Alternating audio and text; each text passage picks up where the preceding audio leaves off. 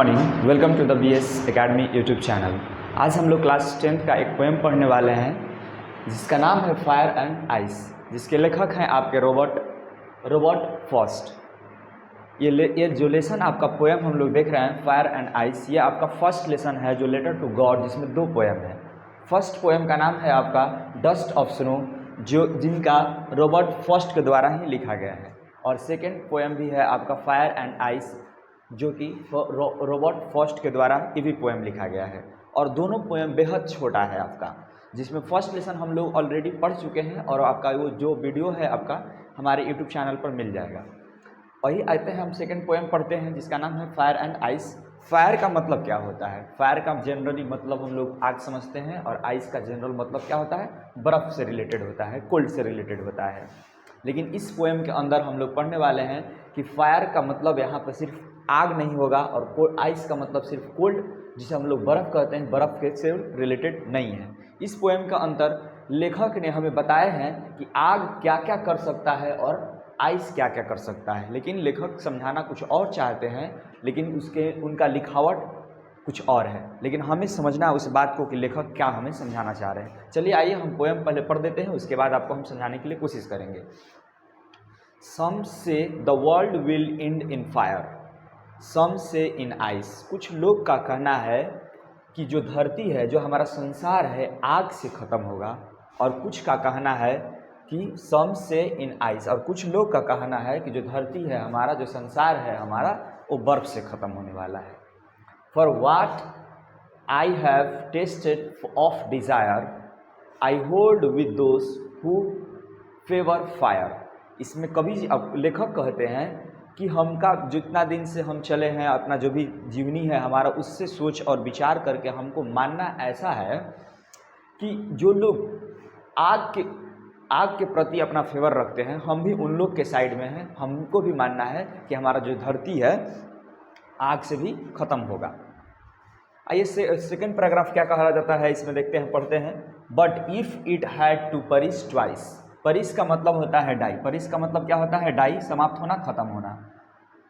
परिश twice, अगर धरती को दोबारा चांस मिलता है, एक बार तो चांस हो गया आपका कि आग से ख़त्म हो जाएगा, अगर सेकेंड चांस मिलता है धरती को कि कहीं फिर से कि क्या चीज़ से ख़त्म हो सकता है, तो फर्स्ट टॉकिंग में हम लोग बात कर चुके हैं कि आग से ख़त्म होने वाला है। अगर कहीं फिर से चांस मिलता है कि धरती क्या चीज़ से ख़त्म हो सकता है, तो लेखक कह रहे हैं कि हमका मानना है ऐसा कि but if it had to perish twice, अगर सेकेंड चांस मिलता है तो क्या होगा? आई थिंक, मैं सोचता हूँ, I know the enough of hate, हमें भी पता है कि घृणा क्या चीज़ होता है और घृणा किस तरह से हमारे जीवन को समाप्त कर सकता है।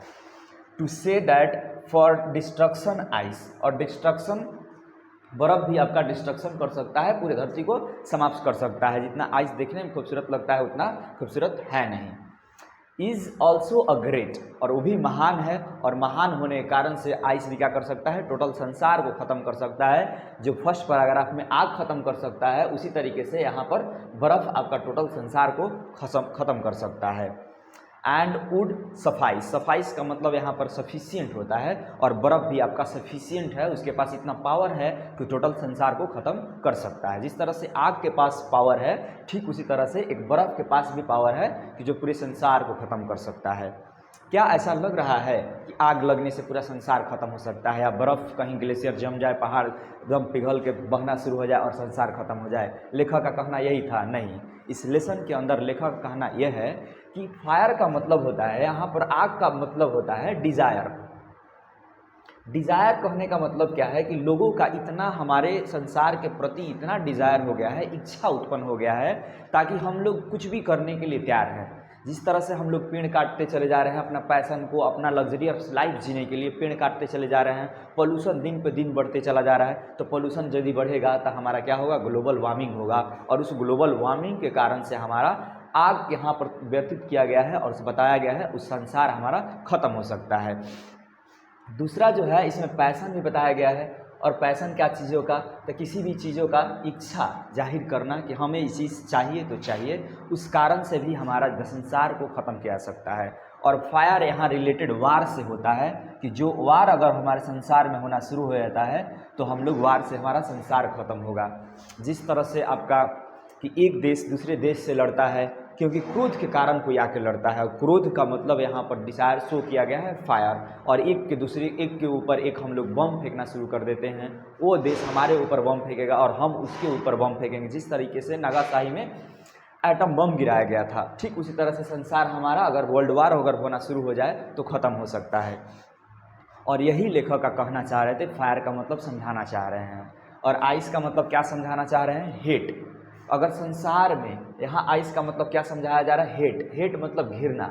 अगर लोग आपस में घृणा करना शुरू कर देंगे, अगर इंसानियत ख़त्म हो जाएगा लोगों से, उनका दिल से अगर लव ख़त्म हो जाए, प्रेम ख़त्म हो जाए, इंसानियत ख़त्म हो जाए, एक दूसरे से इच्छा भी कुछ न रह जाए, प्रेम ही न रह जाए, तो लोग क्या करेंगे? हेट करना शुरू कर देंगे। और हेट करना शुरू कर देंगे तो ये भी आपका एक तरह से वार होता है, जिसको हम लोग कोल्ड वार के नाम से जानते हैं। और कोल्ड वार से हमारा पूरा संसार खत्म हो जाएगा, क्योंकि लोग के सामने तो हम कुछ कर नहीं रहे हैं, मार तो नहीं रहे, पीट तो नहीं रहे हैं, लेकिन पीठ पीछे हम उनको बुरी भलाई बहुत सारे बात कहते हैं, जिसके कारण से हमारा रिश्ता ख़त्म हो जाएगा। जब रिश्ता ख़त्म होता है तो फिर से हमारा वही नियम शुरू कर देते हैं, जिसको हम लोग वार के प्रति जाते हैं। हम लोग चाहते हैं कि वो आदमी न बढ़े न आगे चले, लेकिन ऐसा आपको नहीं सोचना है। यही हमारा लेसन का मतलब है, और यही लेखक जो हैं, पोएट जो हैं, आपको रॉबर्ट फ्रॉस्ट हमें मैसेज देना चाह रहे हैं कि हमें संसार जो है आग से है, नहीं तो आइस से ख़त्म हो जाएगा। तो हमें क्या करना है? हमें इस तरीके से धरती पे काम करना है ताकि दोनों चीज़ों से हमारा धरती बर्बाद ना हो, क्योंकि ये हमारा नेचर दिया गया है गॉड के द्वारा, और इस नेचर को हमें बचाना है। यही लेसन का मतलब है। बाकी सब जो क्वेश्चन है आपको हम नेक्स्ट वीडियो में कोशिश किया जाएगा आपको देने के लिए। जय हिंद, जय भारत।